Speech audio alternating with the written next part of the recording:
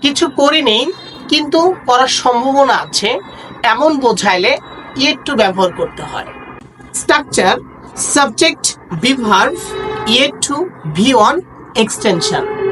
আমি এখনো বাড়ি যাইনি। I am yet to go at house. সে আমাকে এখনো ভালোবাসে না। He is yet to love me. শিক্ষক এখনো শিক্ষার্থীদের যত্ন নেয় না। Teacher is yet to take care the students. বাবা এখনো ভালো করে ঘুমায় না। Father is yet to sleep very well. তারা এখনো মাঠে খেলে না।